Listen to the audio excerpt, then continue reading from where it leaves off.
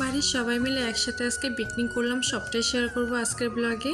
Hello friends, welcome back to my channel. কেমন আছেন আপনারা সবাই? পিকনিক তো করব সবাই মিলে, এজন্য সবাই মিলে একসাথে কাটাকুটি করতে বসে গেছি। পিকনিকে সবাই একসাথে কাজ না করলে কি মনে হয় যে পিকনিক করতেছি? আজকে আমরা জ্যাঠারা বড়দিরা সবাই একসাথে মিলে পিকনিক করছি।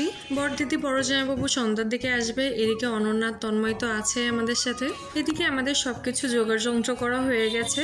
আগে থেকে সবকিছু গোছানো থাকলে তাড়াতাড়ি রান্না করা হয়ে যায়। আর এদিকে আমরা একটু দুজনে মিলে এসেছিলাম বাজারে, আমি আর অনন্যা। তখন বাবার সাথে দেখা হয়ে গেছে। বাবা বলছিল যে একটা স্যান্ডেল নিয়ে যাওয়ার জন্য, বাসায় পরার জন্য। এই দোকানে আপনাদের আগেও এনেছি মাম্মা স্যান্ডেল কেনার জন্য। আমার ভিডিওগুলো যারা রেগুলার দেখেন তারা চিনতে পারবেন। আসলে এসেছিলাম বাপ্পার জন্য একটা গিফট কেনার জন্য।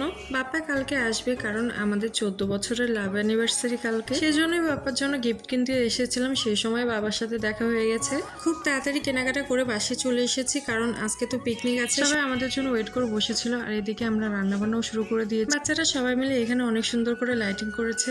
সবাই মিলে একসাথে পিকনিক করার মজাই আলাদা। আর আজকে কি কি রান্না করার আয়োজন হয়েছে সেটাই তো আপনাদের সাথে শেয়ার করা হয় নাই। আজকে রান্না হচ্ছে মুরগির মাংস, ডাল, আলু ভাজি, তার সাথে ডিম। আর যারা মাংস খাবে না তাদের জন্যই শুধুমাত্র ডিম হবে। বাড়িতে পিকনিক হলে আমার উপরেই রান্নার দায়িত্ব পড়ে, এজন্য আমি রান্না করছিলাম আর সবাই মিলে আমাকে হেল্প করছিল।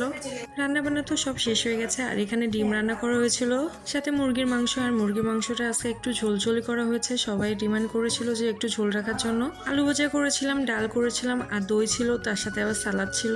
ফার্স্টে ভেবেছিলাম যে রান্নাবান্নাগুলো সব বাইরেই করব, কিন্তু একটা প্রবলেম হওয়ার কারণে বাইরে আর করতে পারি না এই রান্নাটা। পিকনিকে কি রান্না হচ্ছে না হচ্ছে সেটা কোনো ম্যাটার না, সবাই মিলে একসাথে বসে একটা জিনিস খাবো, সেটাই অনেক মজার। আমি বাবার বাড়িতে আসলে সবাই মিলে একসাথে পিকনিক করা হয়। সন্ধ্যা দিকে বড় দিদি বড় জামাইবাবুরা চলে এসেছিল। আর আপনারা জানেনই তো যে দিদিদের বাসা খুব কাছে। সবাই মিলে একসাথে পিকনিক করাতে সবাই খুব খুশি হয়েছে। সবার মোটামুটি খাওয়া দাওয়া হয়ে গেছে। এবার বাকি যারা ছিলাম তারা সবাই মিলে একসাথে বসে গেছি।